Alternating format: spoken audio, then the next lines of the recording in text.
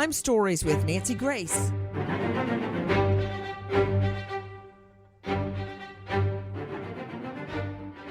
How does a beautiful young girl end up murdered, dead in her own bathtub, the apple of her family's eye, and still no justice?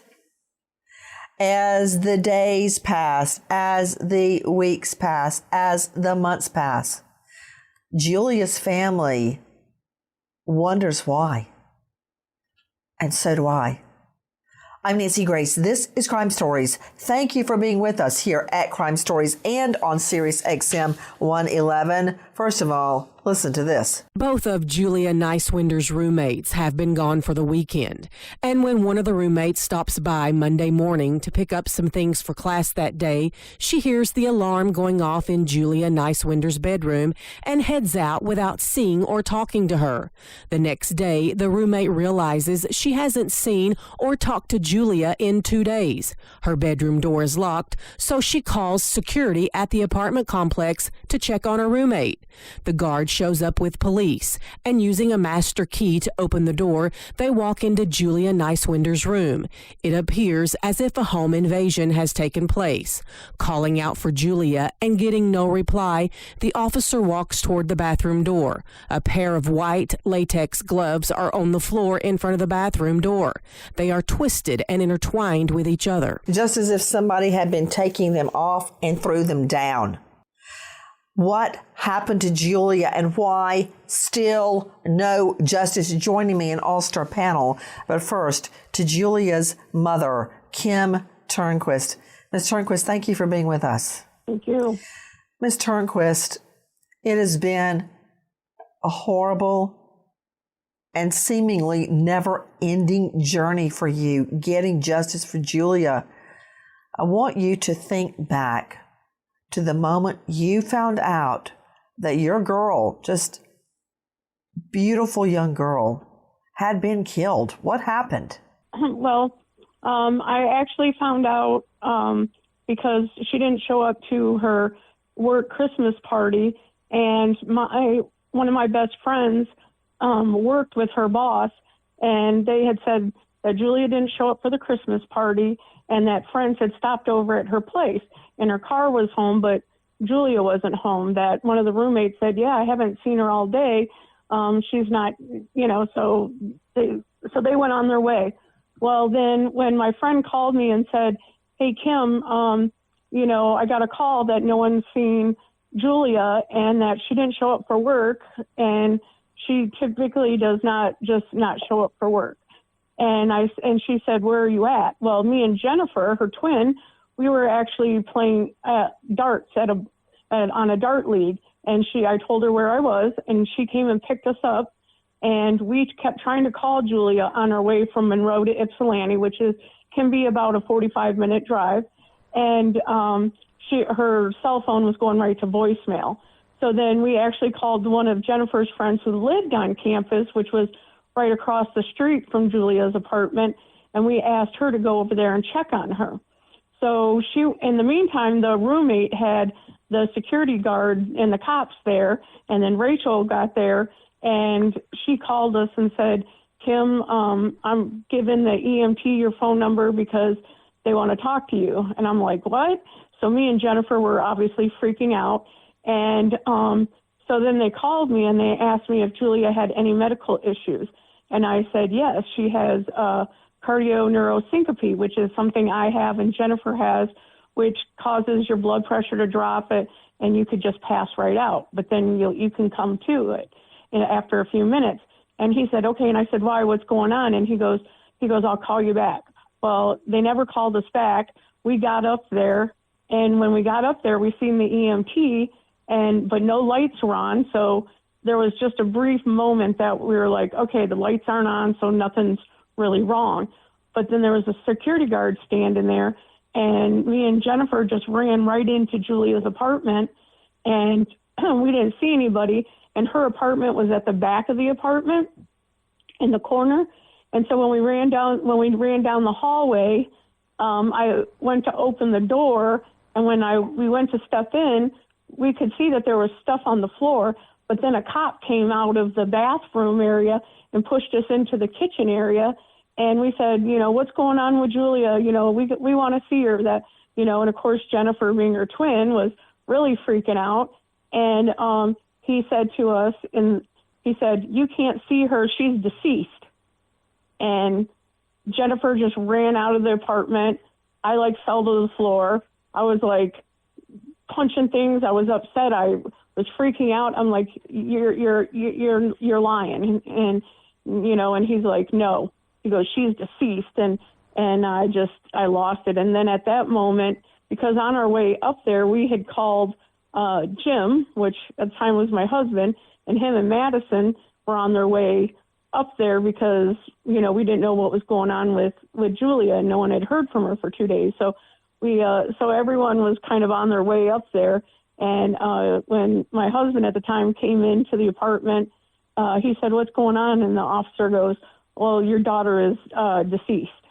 And we all just lost it, and we had to go out and tell Madison, who was 10 years old at the time, that her sister was dead. And it was the worst moment. To talk about it, even, it brings everything right back to that exact moment that, in my mind, I relive that moment all the time. And, and then I get mad and angry and I just start crying. And, Julia was definitely special, and her family meant everything to her. And it was right before Christmas. Christmas was her favorite holiday. She was so excited that, she was finally at an age and had a job that she could buy her family Christmas presents, and she just was so excited for Christmas that year. Me and Jim had gone out and got a real Christmas tree. It was our first real Christmas tree. And Julia was more excited than anybody about the real Christmas tree and decorating it. And we always decorated our Christmas tree, when all of us could be there and have hot chocolate. And, we had already done that when she was home the weekend before. So we got to, have that last memory with her. But it's definitely, to talk about it sometimes just, is real upsetting, but I also want to talk about it because I want to keep her story alive. I don't want anyone to forget her. I want everyone to know that this case is still unsolved, and it's been 11 years too long, that we need some answers, more for Julia than us, but I really want justice for Julia. She deserves it. Guys, you are hearing Julia's mom, Kim Turnquist, and I want you to know that Kim is battling leukemia on top of everything else. And she is with us today to ask for your help in solving her girl's murder. Also with us is Madison Turnquist. This is Julia's little sister. Madison, thank you for being with us, dear. Thank you for having us today. Madison, hear your mom, Kim, state how awful it is to retell the story. I feel the same way when people just out of the blue ask me about my fiance's murder. I hate that. But yet I will tell it if I feel like I need to tell it, or if I have to tell it in some way to help someone. Can you tell me, Madison, about the moment you learned your big sister had been killed? I can replay it exactly how it happened 11 years ago. So as you guys already heard the first, beginning from my mom, but to go a little back to when she had said that Jennifer ran out of the room, Jennifer actually ran to me in my dad's truck. So at that time, I was sitting in the truck with my mom's two best friends when Jennifer had run out to me. And she had run out. She was bawling. She hugged me. that I love you. And I had no idea what was going on still at that moment. And she did that, and then she had walked away. I don't know if she went to go find my mom, or I don't know what had happened in that moment, but she walked away. And then I seen my mom and my dad walking back. So my mom's two friends got out of the truck, and my mom and my dad got in the truck. And it was just, I believe it was like a Toyota style truck at the time. So my dad just had like that one seat bench with the driver, passenger, and that little seat in the middle. And I was in the little seat in the middle, and right in front of me, dashboard, mom's on the right of me, my dad's on the left. And it was quiet for like the first 5 minutes in the truck. And now, so back then I didn't know, but now I know that was them trying to figure out how they were going to tell me, because I was 10 years old, and they had to figure out how they were going to tell me in a way that I'm going to understand what they're telling me. When I was 2 years old, my uncle had committed suicide, and that growing up, that affected me a lot, just because, you know, I wanted to know who my uncle was and never had the chance to. So when my parents told me, my mom grabbed my hand, and my dad looked at me and said, "Your sister is safe with your Uncle Jeff." I didn't cry. I didn't scream. All I could do was punch my dad's radio. And that's the only reaction that I had, because at 10 years old, I know what they're saying to me. I know what they meant when they said that.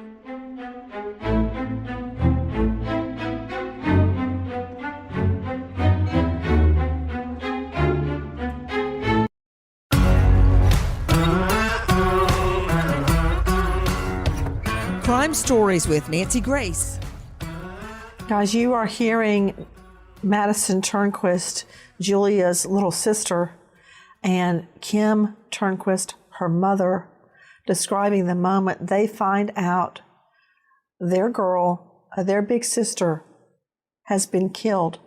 Her body dumped in her apartment bathtub. Now, this apartment was an off-campus apartment there at Eastern Michigan University. This girl, Julia, scrubbed in sunshine. Beautiful, sweet, not some wild party girl, never had an arrest, never run away from home. So excited about having her very first Christmas tree and her very own off-campus apartment. Now, how in the hay does this case go unsolved? In addition to Kim and Madison joining us, an all-star panel. First to Ronnie Dahl joining us, investigative journalist and private investigator, owner of Dahl Investigations. Ronnie, what do you make of it? When you're a reporter and you get called to these stories, there are so many questions that you're trying to get covered. Obviously, it's who, what, when, where. Eastern Michigan University is about 20,000 students. A lot of them are commuter students. And as you know, this happened off campus. So there weren't a lot of people on campus at the time. It was around exam time. Oh, my goodness. Ronnie Dahl, you're reminding me so much of the Idaho 4 sleighs in Moscow, Idaho, where 4 students in an off-campus home, they rented it. When I say off campus, I mean right across the street. I've been there. You look right at Fraternity Row. When I say off campus, it's literally in the shadow of campus. So it's very, very close to campus. And you said 20,000 students. Go ahead, Ronnie. Yeah. And, you know, the city, since this was off campus, it falls to the jurisdiction of the Ypsilanti Police Department. Mm-hmm. So it's a smaller police department. I don't even think at that time they maybe had 50 employees. Half of that's the police officers. So when the city itself, the population is about the same as that of the university. Right. So you have to go to the jurisdiction. So Ypsilanti Police, they're handling the investigation. And pretty much from the beginning, they were pretty tight-lipped on what was happening in this case. And they have remained that way all these years later. Guys, what do we know about the attack? Take a listen to Sydney Sumner, crimeonline.com. Niswender's room looks like it has been tossed. Clothes are all over the floor of the room, drawers are left open. The contents from a plastic organizer drawer have been dumped on the floor. The contents of Niswender's purse also dumped out on her bed. And some items are missing too. A black and white zebra-striped pillowcase is missing off the pillow. Her keys to the apartment are missing from a lanyard. And police note that it looks like a home invasion took place, but wrapped Christmas presents, an iPod, computer, and TV are not taken from the room. So why? To Jason Jensen joining us. Jason is private investigator, owner of Jensen Private Investigations, and co-founder of the Cold Case Coalition. You can find Jason at jensenprivateinvestigations.com. Jason, thank you for being with us. I want to absorb what we're just hearing. And guys, we're back at ground zero, square one, trying to solve the murder of this beautiful young co-ed murdered in her off-campus apartment. Did you hear that, Jason? It looked like everything had been dumped on the floor, but what's really missing? The keys to the apartment, and police note that there were unwrapped gifts, an iPod, computer, and TV still there. Right. It definitely does not sound like it was a home invasion for a robbery. It sounds like there was a targeting of Julia herself, which indicates strongly because, like, the pillowcase is missing and her keys are gone. And to Joe Scott Morgan joining us, professor of forensics, Jacksonville State University, author of Blood Beneath My Feet on Amazon, and host of Body Bags with JSM. Also, death investigator. He has investigated over 1,000 death scenes. Joe Scott, is it staged? Did someone come to kill Julia and then make the place look ransacked? That's certainly a possibility because, if you look at the inventory of the items that had been left behind, there's nothing of significance missing here. Things are there, but yet you get this idea that someone went through and rifled the area. And we see this lots of times with staging cases. So that leads you to this idea. I mean, Joe Scott, you've turned on the TV, haven't you? Every time there is a homicide depicted, it's always staged. They tear the room up. They act like someone came in to steal something when that's staging the scene. Dale Carson, high-profile lawyer out of Jacksonville, joining us.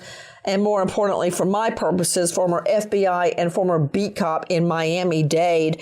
You can find him at dalecarsonlaw.com. Dale, staging is normally done by someone that knows the victim, who is trying to make it look as if it was a random attack. Yeah, but there are a couple of things going on here. And Joe will back me up on this. This could be somebody gathering a trophy, or from my perspective, this is somebody removing items that connect that individual to that lady. Hence the missing pillowcase to be used as a sack. You throw stuff in there in order to get it out, and there things are missing that no one would expect to be there. And there's more. When people die in bathtubs, the mistake of uninitiated law enforcement is to drain the tub in order to get the victim out. And what Joe and I can both tell you is that once you've done that, you've lost a considerable amount of evidence down the drain. And I've seen this happen on at least 2 occasions in my FBI and my police career in Miami. And so you lose that evidence. So that takes somebody with some sophistication who recognizes that when you put somebody in the water, you're taking away important evidence. Now, maybe they didn't get it all, but it's an effort and it shows some sophistication that's sort of unusual. We believe that this occurred in the early morning hours. Kim Turnquist is Julia's mom. Were there any items of note missing other than the pillowcase? Her keys, which, like we said on the lanyard, which have a key to her bedroom. Sorry. And then we have the pillowcase, and then we have, they said that there was a purple rug missing from the bathroom because her bathroom was zebra and a bright purple. And so they said that the rug was missing. I don't know, to be honest. I know that when we were allowed to go clean up her apartment, I'll be honest, we didn't pay much attention to what was still there and what wasn't, because we were all obviously very upset and crying, and it was a really emotional time. But, we do know that one of the plastic drawers is missing too, but we don't know what it was in it. Did she have any valuable jewelry that you know of that was missing? No. Her checkbook was still there, her credit cards, everything were still in her room. Nancy, I think that one of the questions I would ask is, were there any items of clothing missing as well from the scene that were tied back to her? Because that might be an evidence of a trophy taker, Nancy. Kim Tarquist, anything? We're not sure what was in that drawer that is missing. So we're not sure. Okay, what kind of drawer was it? A Sterilite drawer, one of those bigger 3-compartment Sterilite drawers. Oh, like the packable plastic ones? Yeah. Nancy? Yeah, jump in. If the drawer is missing, that's an important clue because that too is unusual. And it may reflect that the gloves were taken off, grabbed that, put fingerprints and DNA on it, and then took it with them when they realized that they didn't have the gloves on when they were actually tossing the apartment. Okay, can we talk about something just for a moment? Who wears gloves to a crime of opportunity? Like, you're watching Julia and you say, I'm going to sex attack her. You break into her place and you happen to have gloves with you. Yeah, that's the same person who wears a mask does that. And the reason you wear a mask is so you can't be identified. What I'm saying is this wasn't planned out, Joe Scott. No. I mean, it was planned out to bring gloves. Yeah, you don't show up randomly with latex gloves. And to Dale's point, I find it fascinating with this case that you talk about preparedness when you show up. You show up with the gloves. And not just that, but also there's a level of sophistication when you think about the bathtub in and of itself. Well, what do you do in the bathtub normally in life? You get in the bathtub to get clean. So could this person have been sophisticated enough in order to facilitate that, or at least think about facilitating that, cleaning her, so that none of his DNA is left behind? To Karen L. Stark joining us, high-profile psychologist, renowned TV and radio trauma expert. You can find her at KarenStark.com. That's Karen with a C. Karen, what do you make of the scene? It was totally ransacked, but yet nothing of value was taken. There is no doubt in my mind, Nancy, that what Joe and Dale are saying is absolutely correct. I believe that this is someone who knew he had time, who planned how he was going to do this, who made it look like absolutely this was just, a robbery or a spontaneous break-in.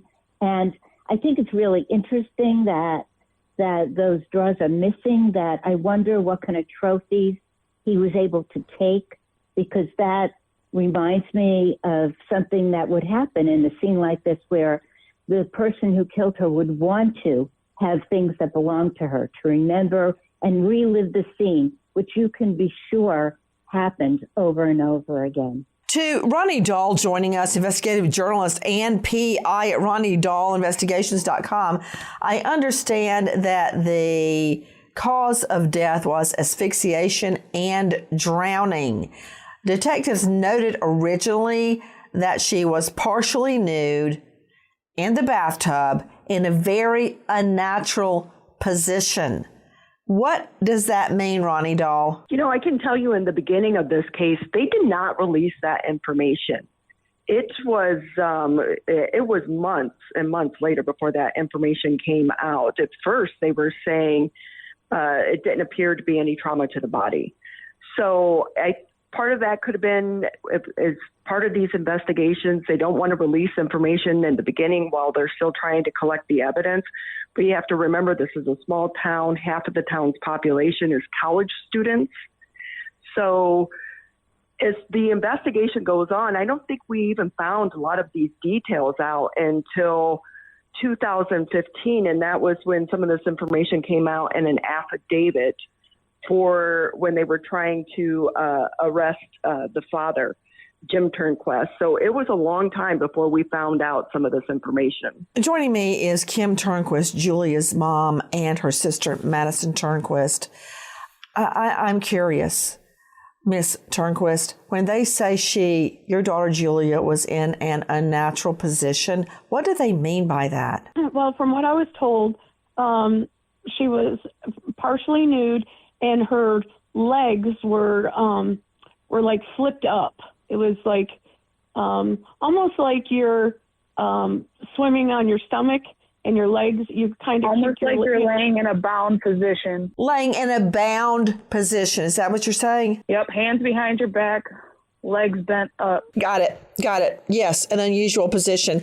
Everybody jump in if you have a thought on this. But to you, Joe Scott Morgan, I find it very, very difficult to believe that DNA cannot be obtained from inside the insides of plastic gloves, or when those bindings were put on her hands, her wrists.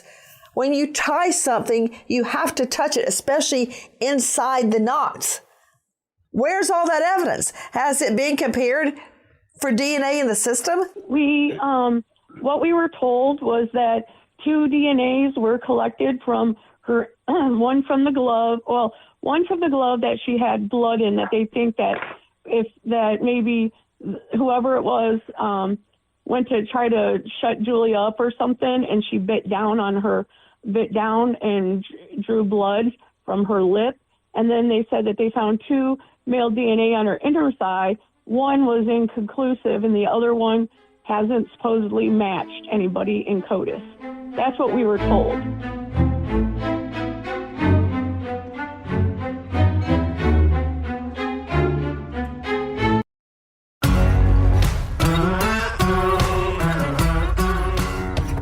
Crime Stories with Nancy Grace.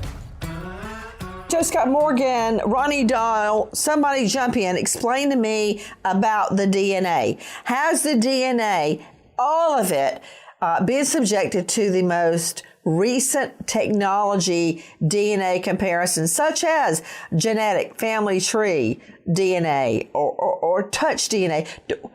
What do we know about the DNA tests done on the DNA found at the scene? Ronnie Dahl, what do you know? So that's part of the problem with this case is even, 10, 11 years later, you try to put in a FOIA, Freedom of Information Act request to try to get some of this information, and they're not releasing it. But so really all we have to go on is what has been told to the family and what's coming from a retired detective and what was in that affidavit for the search warrant. And so the DNA, from my understanding, was, as Ken mentioned, you had the 2 from 2 unknown male subjects that they have not been able to place just yet.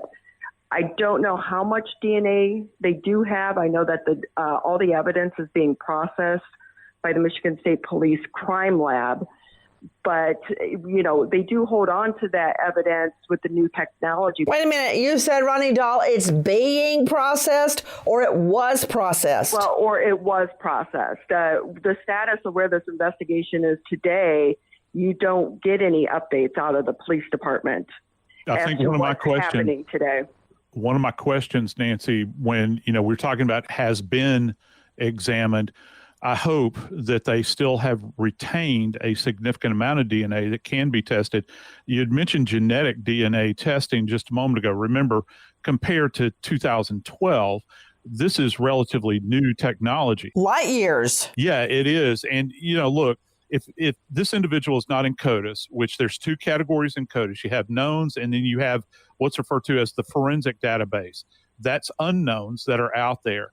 So after that, the next leap is either phenotyping, if they're willing to do that, where you can come up with a physical description of the individual, and or you then plug it into a genetic database to try to see, the familial tree. I'm not even sure, Joe Scott, if they were using mitochondrial DNA matches in 2012. So if you could even get part of the DNA you can make a match on the mother's side. Yes, you can. You don't necessarily need, you can use like a hair. You don't need the hair nucleus. There's been so many advances since 2012. It's like light years ahead. What more do we know about how Julia was found dead? Listen to Rachel Bonilla, Crime Online. Opening the bathroom door, officers discovered Julia's lifeless, nude body face down, submerged in the bathtub filled with water. Her hands are pulled behind her back, her feet are together, and her cell phone is found underneath her body. Niswender's clothes have been cut off except for a sleeve and are left on the bathroom floor. Police don't find the instrument used to cut the clothes from her body. Okay, I want to circle back to what we're hearing. Joe Scott Morgan, how would her body being submerged in the bathtub water affect the recovery of DNA? Well, there's a flushing that goes on, isn't there, Nancy? If there is, okay, let's just say that you have topical DNA, you have a deposition of, say, forgive me, but semen on the body, or if even there's blood, it can be compromised externally, dependent upon how long she was in the water, if there was any attempt to clean her in the water. Now, when we get to this idea of perhaps a rape kit, that's internal. So hopefully something could be found within there, but it sounds like they're not having success in that. Well, they had to get DNA from somewhere. They got it from the gloves and her inner thigh. Coming out of the glove and on the inner thigh. Isn't that fascinating, considering that she was submerged in water? Nancy, one more thing about this that is really striking. Out of all the cases that I've covered and worked in my career, do you realize how rare homicidal drowning is? Very rare. It's not something that occurs on a regular basis. And this goes to a degree of violence that you don't normally see, because, what they're talking about is that her tongue is actually lacerated. That gives you an idea that she was forced or held beneath the water. And she bit her own tongue, is what they're opining. And nobody does that normally. You can bite your tongue as you're eating something, but I think that she was held underwater and she bit her tongue as a result of this force, and it lacerated her tongue. You've got a lot going on here, and somebody has really, really thought this through. Ronnie Dahl joining us, private investigator and investigative reporter. Ronnie, what can you tell me about potential video of the perp? Well, that's one of the first things you do, especially if you're in a small community near a college campus, is you're looking for video. But again, 2012, we don't have the security cameras and the number of security cameras that are around today. There was video from the apartment complex. And from my understanding, they around 5:30 in the morning, I believe on December 9th, the video did show an individual that was standing out in the parking lot near the trash dumpster, which was close to Julia's apartment. The individual was seen kind of frustrated, walking back and forth, pacing back and forth. But when police went back to get the video, they didn't pull it right away. And unfortunately, the video was recorded over. How many times is that going to happen? It first came to light in the Chandra Levy case, where the video in her high rise in D.C. recorded over, so we didn't know when she left, what was she wearing, was she going jogging, was she dressed up, was she with anybody? But yet it's still happening. They recorded over the video. It's been reported there was an individual, a male, pacing back and forth near the trash cans at the apartment. And isn't it true, Kim Turnquist, that apparently Julia went out to empty the trash? Well, that's what we were told, is that Julia woke up that day, obviously got ready for school and made herself some breakfast, because they did find eggs in her stomach. And then it appeared that she had taken her garbage out. So their theory to us was that they think she took her garbage out and then she was followed in her apartment. So that's how the person got in. There's no forced entry, but they think that they followed her in when she went back into her apartment. I do want to say, too, that we did learn that they now, which didn't release to us before, is that they think that the theory is that Julia was tortured all day long, that this wasn't just a few hours, that they followed her in the morning and that person didn't leave until nighttime. So she had been in her room and pretty much had been tortured all day. Well, where was the roommate? Wouldn't the roommate have been in and out during that time? From what we were told, the one roommate was, but she didn't hear anything. And the other one wasn't still there. That doesn't make sense to me that she was held and tortured all day long and the roommate was there and didn't hear or see anything. But yeah, I mean, nothing is out of consideration right now because it's been this long and still no answers. Another thing, we must address this. Listen to Dave Mack. The night Julia Niswender's body is found, officers note how her mother is pacing back and forth at the police station while her stepfather seems stoic as he sits in the lobby. The first of several red flags that lead investigators to take a closer look at Jim Turnquist. Looking at Turnquist, the police ask for his laptop. He complies. They ask for a polygraph. He complies twice and passes twice. Investigators consult with the FBI and are encouraged to take a good look at Jim Turnquist. Turnquist is named a person of interest and he's charged, not in the death of Julia Niswender, but child pornography. There are 300,000 pictures on his laptop, 7 of which lead to charges of child porn. At trial, experts testify the 7 photos are in temp folders and could have been pop-up ads. You can't even tell the age of the people in the pictures. Turnquist is acquitted of the child porn charges, but nothing has moved forward on the murder of Julia Niswender. To Julia's mom, Kim Turnquist, what do you make of them charging your then husband? Isn't it true you gave him a rock-solid alibi for the time during which Julie was killed? Yes. So here's that whole thing is so absurd. So we live in Monroe, which I said earlier is about 45-minute drive. And let me tell you, I'm a person who gets up in the middle of the night all the time. Jim was home with me, sleeping in the bed with me, got up that same morning to go to work like he usually does. I did the same thing. He was home all night long. And all this story with Jim is just absurd. I couldn't believe what they were trying to do to him. And I'll be honest, the first lead detective on the case, he is the one who has spoken up recently. The other one is the one who tried to do all this stuff, who had, I hate to say it this way, but I think she had a boner for Jim. She just wanted to solve the case, to put another solved case in her pocket.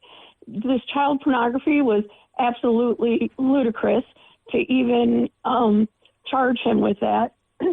I still get very upset with that because, it has affected all of our lives in different ways, and mainly Jim's, because people accused him of these things.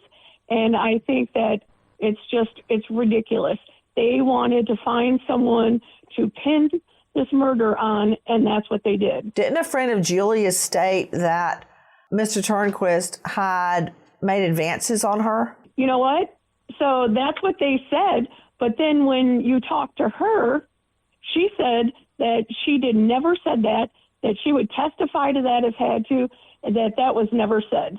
And unfortunately, during that time, my family was torn apart because the police were telling my family certain things and making my family believe that all these things were going on, and they weren't. Guys, I want to address what we do know. We know that the father, Mr. Turnquist, was suspected. He was a person of interest.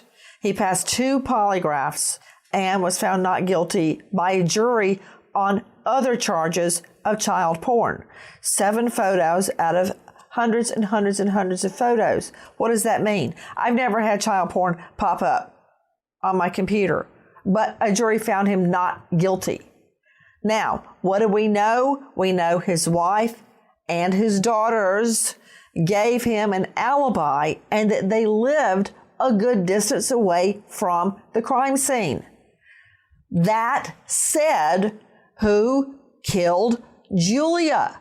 I guarantee you this. I guarantee you that male DNA and those gloves have been run against the stepdad. You agree with that, Joe Scott? Yes, I agree. So, I mean, I don't care what he did before. I don't care if he was guilty or innocent on anything before.